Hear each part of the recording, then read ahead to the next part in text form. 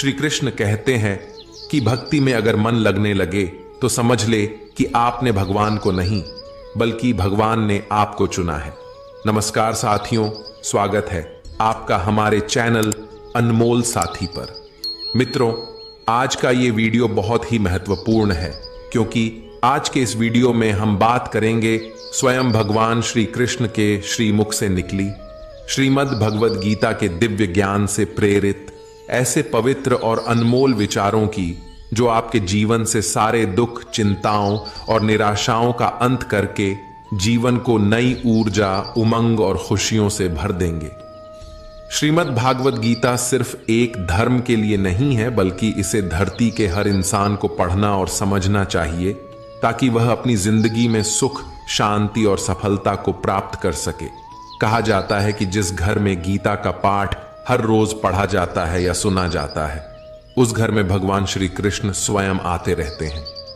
मित्रों, अगर आप भगवान श्री कृष्ण के इस बहुमूल्य ज्ञान का लाभ अधिक से अधिक लेना चाहते हैं तो श्रीमद् भगवद गीता से प्रेरित इस ज्ञान को पूरा अंत तक सुने और इन विचारों को आप हर रोज सुबह और रात में सोने से पहले जरूर सुने। तो चलिए सुनते हैं भगवान श्री कृष्ण के श्रीमुख से निकले इन अनमोल विचारों को। श्री कृष्ण कहते हैं, जिंदगी में कुछ नेक काम ऐसे भी करने चाहिए जिनका उस ऊपर वाले के सिवा कोई दूसरा गवाह ना हो। जीवन मिलना भाग्य की बात है, मृत्यु होना समय की बात है, मगर मृत्यु के बाद भी लोगों के दिलों में जीवित रहना यह कर्मों की बात है। श्रीमद् भगवद गीता में भगवान श्री कृष्ण कहते हैं कि हे अर्जुन, मैं सभी प्राणियों के हृदय में स्थित सबकी आत्मा हूं। संपूर्ण प्राणियों का आदि, मध्य और अंत भी मैं ही हूं। मैं ग्रहों में सूर्य हूं, वेदों में सामवेद हूं, देवों में इंद्र हूं, इंद्रियों में मन हूं। मैं ब्रह्मा हूं, मैं विष्णु हूं, मैं महेश हूं। जलाशयों में मैं समुद्र हूं, पर्वतों में मैं हिमालय हूं। इस संपूर्ण संसार में तुम जो कुछ भी देख पाते हो सब मैं ही हूं। श्री कृष्ण कहते हैं, यह संसार मेरी ही माया है, यह संसार मुझसे ही उत्पन्न हुआ है। मैं ही इसका पालन पोषण करता हूं और मैं ही इस सृष्टि का विनाश भी करता हूं। मैं भूत, वर्तमान और भविष्य के सभी प्राणियों को जानता हूं, लेकिन वास्तविकता में मुझे कोई नहीं जानता। कान्हा कहते हैं, सब्र कोई कमजोरी नहीं होती बल्कि यह वह ताकत होती है जो सभी में नहीं होती। दुआएं कभी खाली नहीं जाती, बस सही वक्त पर कबूल होती है। मनुष्य अपने विश्वास से निर्मित होता है, जैसा वह विश्वास करता है वैसा ही वह बन जाता है। हर चीज की नकल की जा सकती है लेकिन चरित्र और व्यवहार नहीं। अपनी सोच को काबू में रखिए क्योंकि आपकी सोच ही असलियत का रूप लेगी। अगर नीयत अच्छी हो तो नसीब कभी बुरा नहीं होता। वक्त बनाने वाले को जरा सा वक्त देकर देखो, वह आपका वक्त बदल देगा। दिमाग में विचारों की भीड़ जितनी कम होगी, जिंदगी का सफर उतना ही आसान होगा। मन का झुकना भी बहुत जरूरी है, सिर्फ सर झुकाने से भगवान नहीं मिलते। अगर आप उन बातों और परिस्थितियों की वजह से चिंतित हो जाते हैं जो आपके नियंत्रण में नहीं है तो इसका परिणाम समय की बर्बादी और भविष्य का पछतावा है। आप दुख पर ध्यान देंगे तो हमेशा दुखी रहेंगे। आप सुख पर ध्यान देंगे तो हमेशा सुखी रहेंगे, क्योंकि आप जिस पर ध्यान देते हैं वही चीज सक्रिय हो जाती है। श्रीमद् भगवद गीता में भगवान श्री कृष्ण कहते हैं कि जिस तरह प्रकाश की ज्योति अंधेरे में चमकती है, ठीक उसी प्रकार सत्य भी चमकता है। इसलिए मनुष्य को हमेशा सत्य की राह पर चलना चाहिए। मृत्यु एक अटल सत्य है जिसे कभी बदला नहीं जा सकता है। इस संसार का जब से निर्माण हुआ है तब से जन्म मृत्यु का चक्र चलता आ रहा है। कोई मनुष्य चाहे लाख चीजें जान ले, चाहे वो पूरे जगत को जान ले, लेकिन अगर वह स्वयं को नहीं जानता तो वह अज्ञानी है। कान्हा कहते हैं, अगर कोई आपको ठुकरा दे तो बुरा मत मानना, क्योंकि वे वास्तव में आपकी कीमत नहीं जानते। बुरा वक्त गुजर जाता है, बस उस ऊपर वाले को हमारा सब्र आजमाना होता है। चेहरे पर हमेशा मुस्कान का यह मतलब नहीं कि जीवन में संघर्ष नहीं, बस ऊपर वाले पर भरोसा ज्यादा है। जिंदगी में अगर कुछ बड़ा करना है तब दो चीजें हमेशा याद रखना कि जो खोया है उसका गम नहीं, जो पाया है वह भी किसी से कम नहीं। खराब तबीयत से व्यक्ति जितना कमजोर नहीं होता, उससे ज्यादा वह नकारात्मक विचारों से थकता है। जिंदगी में हम कितने सही और कितने गलत है, यह सिर्फ दो ही शख्स जानते हैं, परमात्मा और अंतरात्मा। नकारात्मक विचारों को अपने मन में प्रवेश करने की अनुमति ना दो, क्योंकि यही वह एक चीज होती है जो हमारा आत्मविश्वास कम कर देती है। कामयाबी कुछ नहीं, बस एक नाकामयाब व्यक्ति के संघर्ष की कहानी होती है। आपके खिलाफ होने वाली बातों को खामोशी से सुन लीजिए। यकीन मानिए, वक्त उन्हें बेहतर जवाब देगा। जिसने अपने को वश में कर लिया है, उसकी जीत को देवता भी हार में नहीं बदल सकते। अगर लोग आपकी अच्छाई को आपकी कमजोरी समझते हैं, तो यह उनकी समस्या है। आप आईना हो, आईना बने रहो। फिक्र वो करें जिनकी सूरत खराब है। श्रीमद् भगवद गीता में भगवान श्री कृष्ण कहते हैं कि हे अर्जुन, तुम्हारा क्या गया जो तुम रोते हो? तुम क्या लाए थे जो तुमने खो दिया? तुमने क्या पैदा किया था जो नष्ट हो गया? तुमने जो लिया यहीं से लिया, जो दिया यहीं पर दिया। जो आज तुम्हारा है कल किसी और का होगा, क्योंकि परिवर्तन ही संसार का नियम है और समय के साथ संसार में हर चीज परिवर्तन के नियम का पालन करती है। भगवान श्री कृष्ण कहते हैं, कर्म योग ही वह योग है जिसके माध्यम से हम अपनी जीवात्मा से जुड़ पाते हैं। कर्म योग हमारे आत्मज्ञान को जागृत करता है। इसके बाद हम न केवल अपने वर्तमान जीवन के उद्देश्यों को, बल्कि जीवन के बाद की अपनी गति का पूर्वाभास प्राप्त कर सकते हैं। इस योग में कर्म के द्वारा ईश्वर की प्राप्ति की जाती है। श्रीमद् भागवत गीता में कर्म योग को सर्वश्रेष्ठ माना गया है। गृहस्थ और कर्मठ व्यक्ति के लिए यह योग अधिक उपयुक्त है। कर्म योग सिखाता है कि कर्म के लिए कर्म करो, आसक्ति रहित होकर कर्म करो। कर्मयोगी इसीलिए कर्म करता है कि कर्म करना उसे अच्छा लगता है और इसके परे उसका कोई हेतु नहीं है।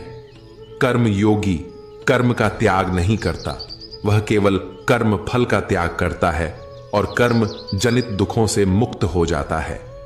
उसकी स्थिति इस संसार में एक दाता के समान है और वह कुछ भी पाने की कभी चिंता नहीं करता।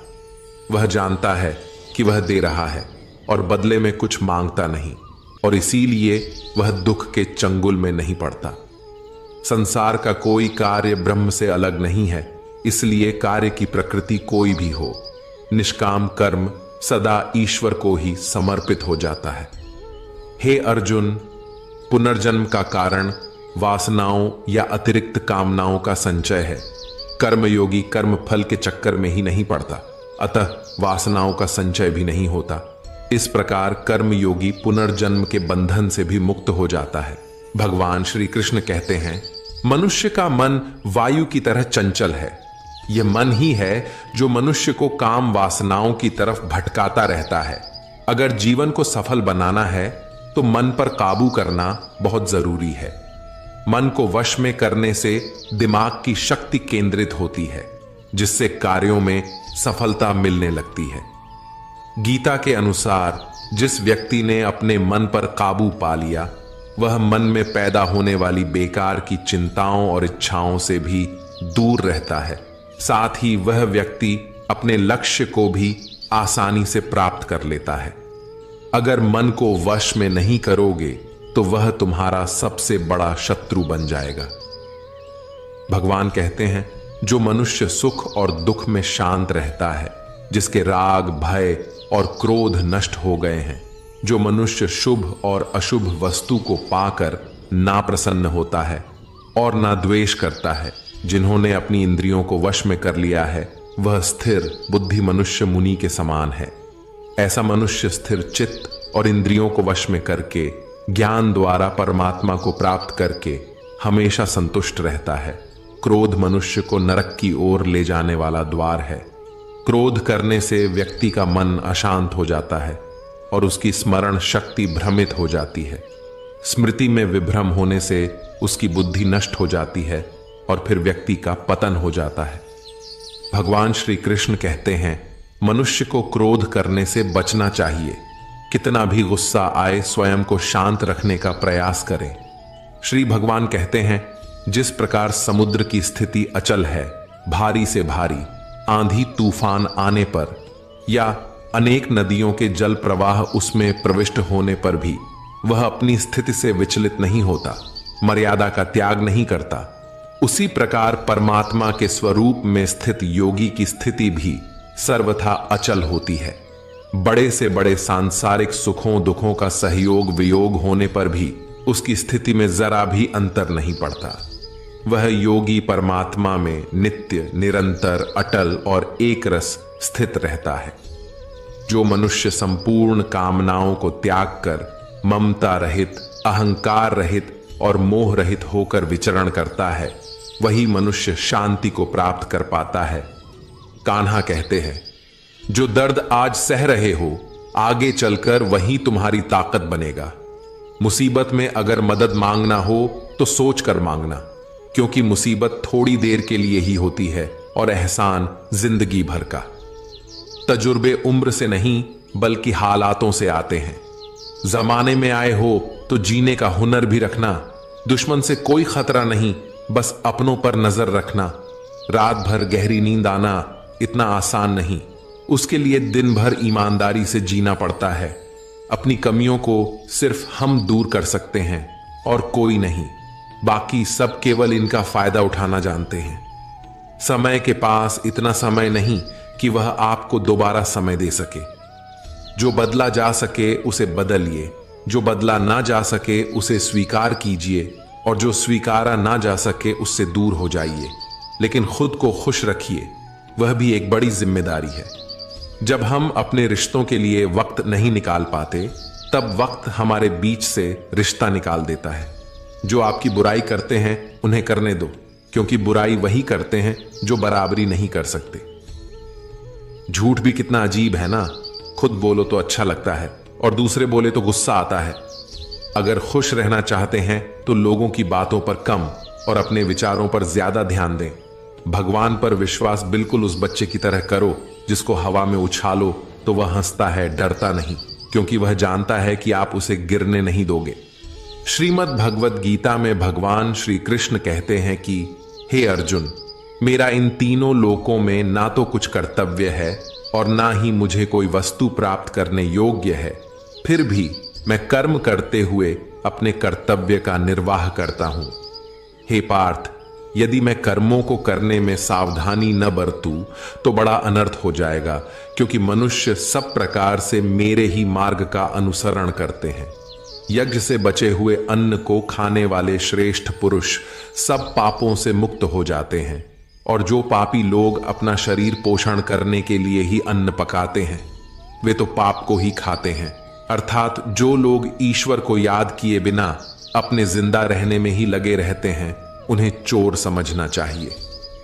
केवल ज्ञान ही एक ऐसा अक्षय तत्व है जो कहीं भी, किसी भी अवस्था में और किसी भी हाल में मनुष्य का साथ नहीं छोड़ता। धरती पर जिस प्रकार मौसम में बदलाव आता है, उसी प्रकार जीवन में भी सुख दुख आता जाता रहता है। युद्ध हो या जीवन, सफलता केवल 3 शस्त्रों से प्राप्त होती है: धर्म, धैर्य और साहस। कान्हा कहते हैं, सेवा सबकी कीजिए मगर आशा किसी से मत रखिए, क्योंकि सेवा का सही मूल्य भगवान ही दे सकता है, इंसान नहीं। नियत साफ हो तो एक लोटा जल भी कबूल है, वरना दिखावे के तो 56 भोग भी फिजूल है। कहां मिलता है कोई ऊपर वाले के सिवा समझने वाला? जो भी मिलता है बस समझा कर चला जाता है। भगवान के फैसले पर कभी शक मत करना। अगर सजा मिल रही है तो कोई गलती भी अवश्य ही होगी। अगर आप सही हो तो कुछ सही साबित करने की कोशिश ना करो, बस सही बने रहो। गवाही खुद वक्त देगा। वहां बैठकर रोना बहुत सुकून देता है, जहां कृष्ण के सिवाय कोई और सुनने वाला ना हो। जितना इंतजार वह आपसे करवा रहा है ना, समय आने पर वह इतना देगा कि संभाल भी नहीं पाओगे। मित्रता आवश्यक है, संबंध भी आवश्यक है, परंतु जीवन की कठिन परिस्थिति यह दर्शाती है कि अकेले रहने की कला का आना भी आवश्यक है। हम बड़े नहीं हैं, हमारे पीछे जो ताकत है वह बड़ी है। जिंदगी में इतना सफर करने के बाद एक बात तो सीख ली है मैंने कि उस गली में कभी अपना कदम भी मत रखना जहां के लोग आपकी कदर नहीं करते। अब तो भरोसे से भी भरोसा उठ गया है, क्योंकि जिस पर सबसे ज्यादा भरोसा था उसको ही भरोसा तोड़ते देखा है। कदर करो उस इंसान की जो तुम्हारे सबसे ज्यादा नजदीक है। जो नजदीक भी नहीं आना चाहते उनका तो ख्याल करना भी छोड़ दो। उसे लौटना होगा तो लौट आएगा। कदर तो उसकी करो जिसे तुमसे दूर जाने में भीड़ लगता है। ये कस्में वादे सब झूठ होते हैं, क्योंकि सबसे ज्यादा कसम वही खाते हैं जो सबसे ज्यादा झूठ बोलते हैं। दीपक का जीवन इसीलिए वंदनीय नहीं है कि वह जलता है, बल्कि इसीलिए वंदनीय है कि वह दूसरों के लिए जलता है, दूसरों से नहीं जलता। कान्हा कहते हैं, जीवन में कभी मौका मिले तो किसी के लिए सारथी बनना, स्वार्थी नहीं। किससे कब और कितना बोलना है, अगर तुमने यह समझ लिया तो तुम अपनी जिंदगी के सार्थक बन चुके हो। कामयाबी और नाकामयाबी दोनों जिंदगी के हिस्से हैं और दोनों ही स्थायी नहीं है। जिंदगी की आधी शिकायतें यूं ही दूर हो जाएगी अगर लोग एक दूसरे के बारे में बोलने की जगह एक दूसरे से बोलना सीख जाएंगे। विश्वास किसी पर इतना करो कि वह तुम्हारे साथ छल करते समय खुद को दोषी समझे, और प्रेम किसी से इतना करो कि उसके मन में सदैव तुम्हें खोने का डर बना रहे। 4 वेदों का अर्थ नहीं भी जानो तो कोई बात नहीं, लेकिन समझदारी, जवाबदारी, वफादारी और ईमानदारी, इन 4 शब्दों का मर्म जान लो तो भी जीवन सार्थक हो जाएगा।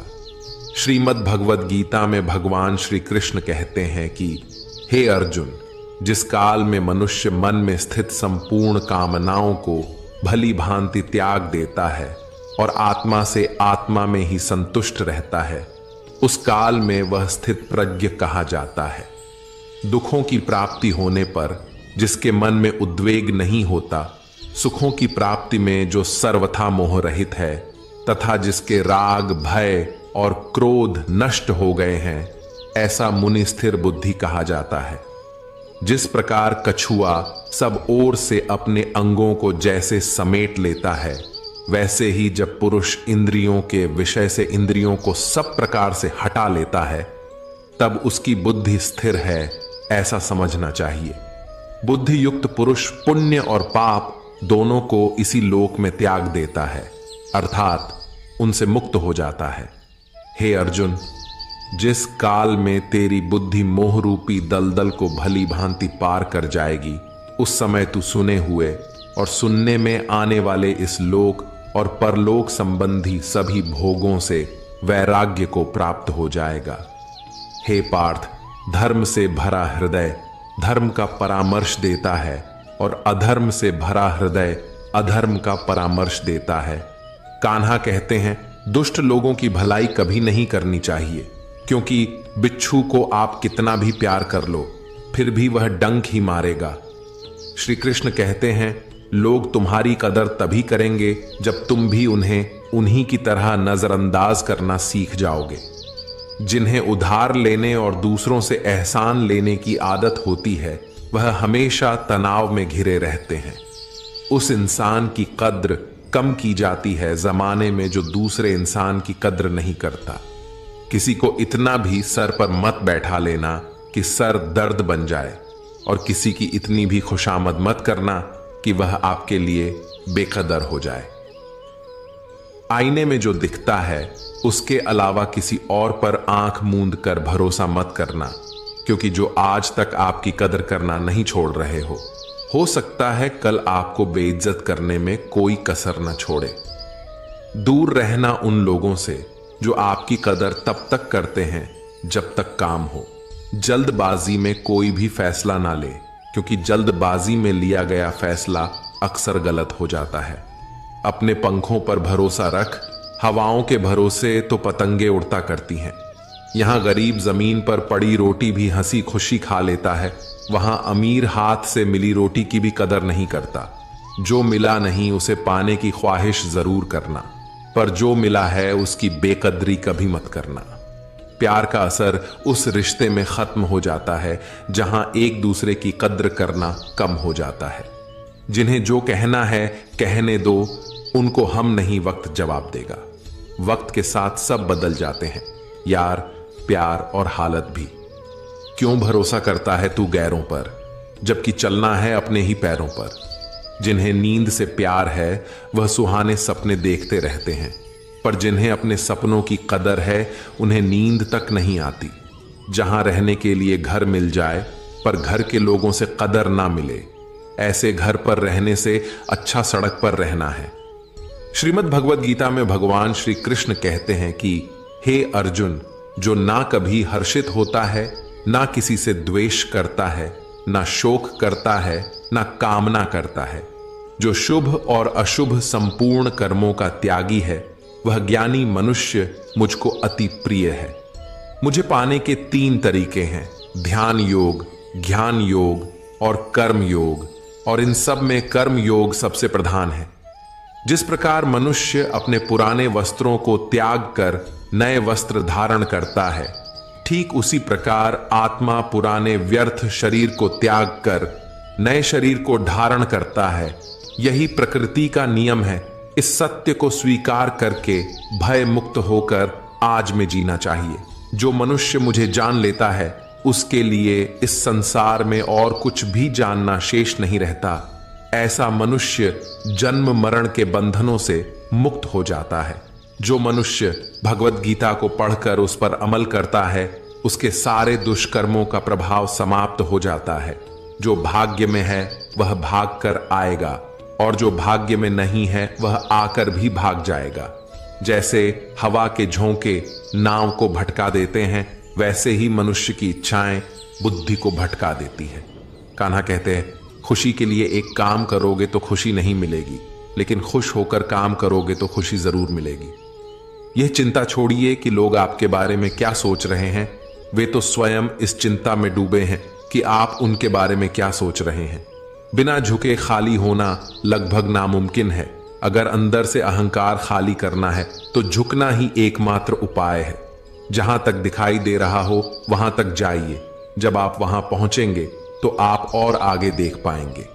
आंसुओं में वह खामोश दुआ है जो सिर्फ परमात्मा ही सुन सकता है। हम जो है उसके जिम्मेदार हम खुद हैं, और जो हम बनना चाहते हैं वह बनने की शक्ति हम अपने अंदर रखते हैं। जब कोई अपना अगला कदम पहचानने लगता है तब बड़ा परिवर्तन का आरंभ हो जाता है। अगर आसमान वाले से आपके रिश्ते मजबूत हो तो जमीन वाले आपका कुछ नहीं बिगाड़ सकते। मन अशांत है और उसे नियंत्रित करना कठिन है, लेकिन शांत रहकर इसे वश में किया जा सकता है। भरोसा रखें, हम जब कहीं किसी का अच्छा कर रहे होते हैं तब हमारे लिए भी कुछ अच्छा हो रहा होता है। यूं ही नहीं होती हाथ की लकीरों के आगे उंगलियां। परमात्मा ने भी किस्मत से पहले मेहनत लिखी है। अच्छे व्यवहार का कोई आर्थिक मूल्य भले ही ना हो, लेकिन अच्छा व्यवहार करोड़ों दिलों को खरीदने की शक्ति रखता है। संयम हमारे चरित्र की कीमत बढ़ाता है, परंतु सच्चे मित्र और परिवार हमारे जीवन की कीमत बढ़ाते हैं। श्रीमद् भगवद गीता में भगवान श्री कृष्ण कहते हैं कि हे अर्जुन, वह जो वास्तविकता में मेरे उत्कृष्ट जन्म और गतिविधियों को समझता है, वह शरीर त्यागने के बाद पुनः जन्म नहीं लेता और मेरे परम धाम को प्राप्त होता है। वह व्यक्ति जो सभी इच्छाएं त्याग देता है और मैं और मेरा की लालसा और भावनाओं से मुक्त हो जाता है, उसे अपार शांति की प्राप्ति होती है। जिस मनुष्य के अंदर ज्ञान की कमी होती है और ईश्वर में श्रद्धा नहीं होती, वह मनुष्य जीवन में कभी भी आनंद और सफलता को प्राप्त नहीं कर पाता। ईश्वर ने हमें जो कुछ भी दिया है वही हमारे लिए पर्याप्त है, और यही एक अटल सत्य भी है। संयम, सदाचार, स्नेह एवं सेवा, ये गुण सत्संग के बिना नहीं आते। कोई एक महापुरुष आत्मा को आश्चर्य की भांति देखता है, वैसा ही दूसरा कोई महापुरुष ही इसके तत्व का आश्चर्य की भांति वर्णन करता है, तथा दूसरा कोई अधिकारी पुरुष ही इसे आश्चर्य की भांति सुनता है, और कोई कोई तो सुनकर भी इसको नहीं जानता। श्री भगवान कहते हैं, दुख सुख को समान समझने वाले जिस धीर पुरुष को ये इंद्रिय और विषयों के सहयोग व्याकुल नहीं करते, वह मोक्ष के योग्य होता है। कान्हा कहते हैं कि हमें किसी से भी अंधा प्यार नहीं करना चाहिए। हमारा किसी के प्रति अंधा प्यार हमें कभी भी आगे बढ़ने नहीं देता। खुद को इतना कमजोर मत होने दो कि तुम्हें किसी के एहसान की जरूरत पड़ जाए। जीत निश्चित हो तो अर्जुन हर कोई बन सकता है, किंतु जब मृत्यु निश्चित हो तो अभिमन्यु बनने के लिए साहस चाहिए। लोगों को इंप्रेस करने की कोशिश मत कीजिए, आप खुद को इंप्रूव कीजिए, लोग अपने आप इंप्रेस हो जाएंगे। कान्हा कहते हैं, अगर जिंदगी का हर दाव जीतना चाहते हो तो बल से ज्यादा बुद्धि का उपयोग करना सीखो, क्योंकि बल लड़ना सिखाता है और बुद्धि जीतना सिखाती है। कभी पीठ पीछे आपकी बात चले तो घबराना मत, क्योंकि बात उन्हीं की होती है जिनमें कोई खास बात होती है। अहंकार के अंधे इंसान को ना तो अपनी गलतियां दिखाई देती हैं और ना ही दूसरे इंसानों में कुछ अच्छाई दिखाई देती है। जो लोग दूसरों को हर समय नीचा दिखाते रहते हैं, उनको यह एहसास नहीं है कि वह ऐसा करके खुद कितना नीचे गिरा रहे हैं। अनुमान मन की कल्पना है और अनुभव जिंदगी का सबक है। सच्ची खुशी तभी होती है जब आपकी सोच, कथन और कर्म में समानता हो। जीवन में कभी निराश नहीं होना चाहिए, क्योंकि कमजोर आपका वक्त हो सकता है, आप नहीं। जैसे तेल समाप्त हो जाने पर दीपक बुझ जाता है, उसी प्रकार कर्म के क्षीण हो जाने पर भाग्य भी नष्ट हो जाता है। अगर आप राजा की तरह जीना चाहते हैं तो पहले आपको गुलामों की तरह मेहनत करनी होगी। एक बात का ध्यान अवश्य रखें, आपका सपना जितना बड़ा होगा, संघर्ष भी उतना ही कठिन होगा। अगर लोग आपकी कॉपी करने लगे तो समझ लीजिए आप कामयाबी के बहुत करीब हैं। कोशिश हमेशा आखिरी सांस तक जारी रखनी चाहिए। मंजिल मिले या तजुर्बा, दोनों ही अनमोल है। जिंदगी बहुत हसीन है, कभी हंसाती है तो कभी रुलाती है, लेकिन जो जिंदगी की भीड़ में खुश रहता है, जिंदगी उसी के आगे सिर झुकाती है। अपने सबसे खास से धोखा खाने के बाद लोग चाहकर भी किसी पर संपूर्ण भरोसा नहीं कर पाते, यही सत्य है। श्रीमद् भगवद गीता में भगवान श्री कृष्ण कहते हैं कि हे अर्जुन, मनुष्य अपने जीवन को सरलता से जी सकता है, पर फिर भी वह कभी सरल जीवन जी ही नहीं पाता। वह हमेशा चिंताओं से घिरा रहता है। वह भूतकाल की बातों को सोचकर परेशान होता रहता है। वह मौत से डरने लगता है। वह ना तो अपने जीवन को सही तरीके से जी पाता है और ना ही मृत्यु को गले लगा पाता है। ज्ञानी व्यक्ति ना तो मरने वाले का शोक करते हैं और ना ही उनका शोक करते हैं जो अभी जिंदा है, क्योंकि वो जानते हैं जो मर गया वो फिर से जन्म लेगा और जो जिंदा है वो एक दिन जरूर मारेगा। कर्म का नियम कहता है कि प्रत्येक घटना का एक कारण और प्रभाव होता है। समान रूप से किए गए कार्य के परिणाम अलग अलग हो सकते हैं। यह केवल इस बात पर निर्भर करता है कि वह कर्म करता किस प्रकार है। जिस प्रकार आग एक लकड़ी को जलाकर राख कर देती है, उसी प्रकार आत्मज्ञान आपके अंदर चलने वाले सभी द्वैत कार्यों को भस्म करके आपको आंतरिक शांति प्रदान करता है। हे पार्थ, ब्राह्मण, क्षत्रिय, वैश्य और शूद्र, इन चार वर्णों का समूह गुण और कर्मों के अनुसार मेरे द्वारा रचा गया है। इस प्रकार इस सृष्टि की रचना आदि कर्म का कर्ता होने पर भी मुझ अविनाशी परमेश्वर को तू वास्तव में अकर्ता ही जान। कर्मों के फल में मेरी स्प्रेया नहीं है, इसलिए मुझे कर्म लिप्त नहीं करते। यहां श्री भगवान के कहने का भाव है कि कर्म करो लेकिन फल की इच्छा से नहीं, बस अपना कर्म करते जाओ और आगे बढ़ते जाओ। पूर्व काल में तुम्हारे पूर्वजों ने भी इस प्रकार मेरे द्वारा बताएं अनुसार ही कर्म किए हैं और मोक्ष को प्राप्त हुए हैं। इसलिए अगर तू भी मोक्ष को पाना चाहता है तो पूर्वजों द्वारा सदा से किए जाने वाले कर्मों को ही कर। जिसकी आसक्ति सर्वथा नष्ट हो गई है, जो अपनी देह पर अभिमान नहीं करता और जो ममता से रहित हो गया है, जिसका चित्त निरंतर परमात्मा के ज्ञान में स्थित रहता है, वैसा कर्म योगी अपना कर्म यज्ञ की तरह करता है और मोक्ष को प्राप्त होता है। जो अपना सब कुछ परमात्मा को अर्पित कर देता है, जिसके लिए परमात्मा ही सब कुछ है, जो अपने हर कर्म में परमात्मा को देखता है और हर कर्म परमात्मा के लिए करता है, वैसा कर्मयोगी मोक्ष का अधिकारी होता है। कान्हा कहते हैं, नई शुरुआत इंसान को थोड़ा डराती है, पर याद रखना सफलता मुश्किलों के बाद ही नजर आती है। कौन क्या कर रहा है, कैसे कर रहा है, क्यों कर रहा है, इन सब से आप जितना दूर रहोगे आप उतना ही खुश रहोगे। कोई हमारा बुरा करे यह उसका कर्म है, लेकिन हम किसी का बुरा ना करें यह हमारा धर्म है। कोई भी रिश्ता अपनी मर्जी से नहीं जुड़ता, क्योंकि आपको कब, कहां और किससे मिलना है यह सिर्फ ऊपर वाला ही तय करता है। जिंदगी में दो लोगों का होना बहुत जरूरी है। एक कृष्ण जो ना लड़े फिर भी जीत पक्की कर दे, दूसरा कर्ण जो हार सामने हो फिर भी साथ ना छोड़े। कान्हा कहते हैं, तू करता वही है जो तू चाहता है, मगर होता वही है जो मैं चाहता हूं। तू वही कर जो मैं चाहता हूं, फिर होगा वही जो तू चाहता है। इंसान गलत कार्य करते समय दाएं बाएं आगे पीछे चारों तरफ देखता है, बस ऊपर देखना भूल जाता है। जो मनुष्य ऊपर देख पाता है वह कभी गलत काम करने की हिम्मत नहीं करता।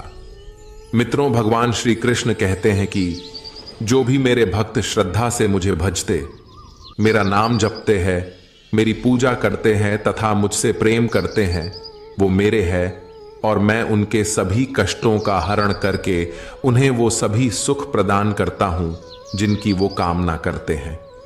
इसे एक छोटी सी कहानी से समझते हैं। मित्रों, एक समय की बात है। भोला नाम का एक आदमी शहर की एक छोटी सी गली में रहता था। वह मेडिकल की दुकान चलाता था। सारी दवाइयों की उसे अच्छी जानकारी थी। पूरी दुकान खुद संभालता था, इसलिए कौन सी दवा कहां रखी है उसे अच्छी तरह पता था। वो पूरी ईमानदारी से अपना काम करता था, ग्राहकों को सही दवा सही दाम पर देता था। सब कुछ अच्छा होने के बाद भी भोला नास्तिक था। भगवान में उसका जरा भी विश्वास नहीं था। वह पूरा दिन दुकान पर काम करता और शाम को परिवार तथा दोस्तों के साथ समय गुजरता था। उसे ताश खेलने का बहुत शौक था। जब भी समय मिलता दोस्तों के साथ ताश खेलने बैठ जाता था। एक दिन वह दुकान पर था, तभी कुछ दोस्त आए और तभी भारी बारिश भी शुरू हो गई। रात हो गई थी, लेकिन सभी बारिश थमने का इंतजार कर रहे थे। बिजली भी चली गई थी। बैठे बैठे क्या करें, सोचा मोमबत्ती की रोशनी में ताश ही खेल लेते हैं।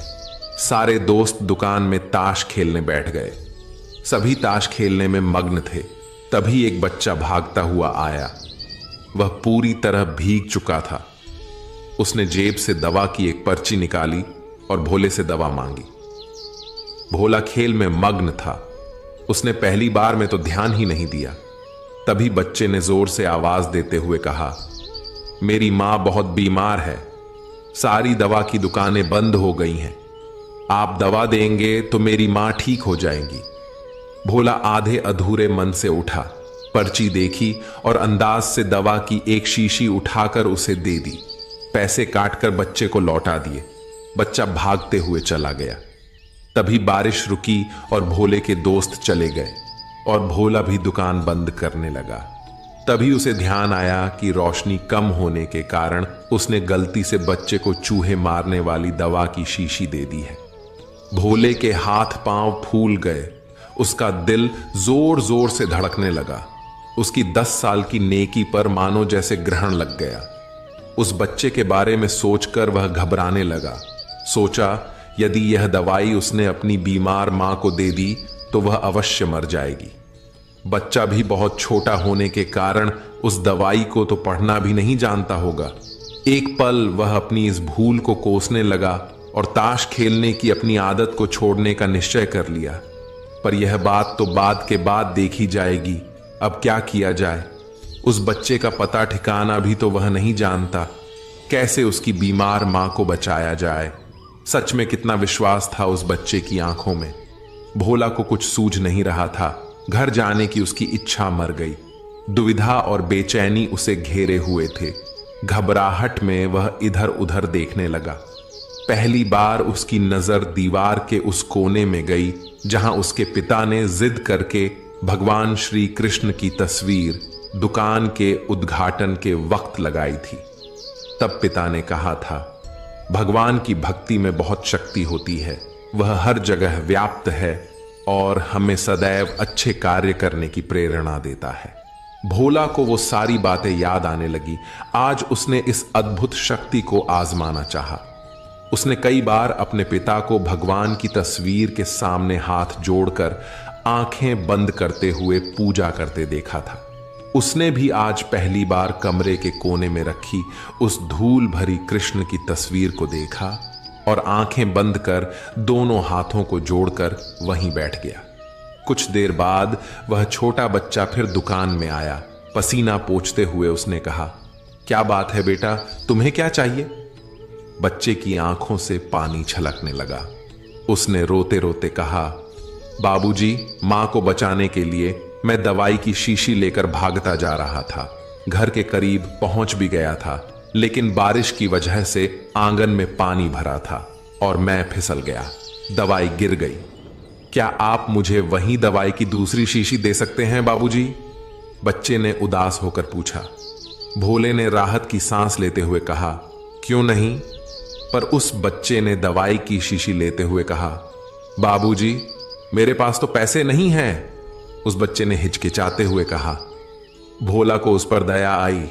कोई बात नहीं, तुम ये दवाई ले जाओ और अपनी मां को बचाओ। जाओ, जल्दी करो, और हां, अब की बार जरा संभल कर जाना।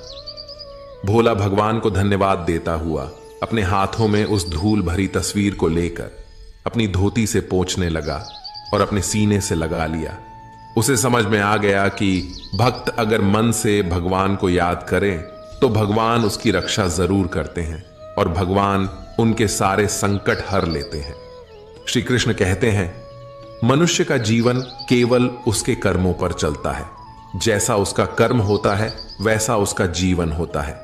जो मनुष्य मुझसे परम प्रेम करके इस परम रहस्य युक्त गीता शास्त्र को मेरे भक्तों में कहेगा, वह मुझको ही प्राप्त होगा, इसमें कोई संदेह नहीं है।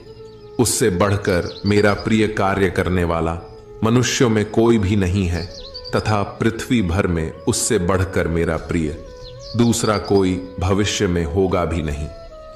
जो मनुष्य श्रद्धा युक्त होकर और दोषों से रहित होकर इस गीता शास्त्र का श्रवण भी करेगा, वह भी सभी पापों से मुक्त होकर मेरे परम धाम को प्राप्त होगा। कान्हा कहते हैं, मैं धरती की मधुर सुगंध हूं, मैं अग्नि की ऊष्मा हूं, मैं सभी जीवित प्राणियों का जीवन और सन्यासियों का आत्मसंयम भी मैं ही हूं। भगवान कहते हैं, जो मनुष्य गीता के इस रहस्य को भक्तों को धारण करवाता है और इसका विस्तार एवं प्रचार करता है, वह मनुष्य मुझे अत्यधिक प्रिय है। मित्रों, मैं आशा करता हूं कि आपने इस वीडियो से बहुत कुछ सीखा होगा। वीडियो को लाइक और शेयर करके कमेंट में जय श्री राधे कृष्ण लिखना ना भूलें और ऐसे ही ज्ञानवर्धक वीडियोस पाने के लिए हमारे चैनल को सब्सक्राइब करके घंटी जरूर बजा दें। भगवान श्री कृष्ण आपको हमेशा प्रसन्न रखें। जय श्री राधे कृष्ण, राधे राधे।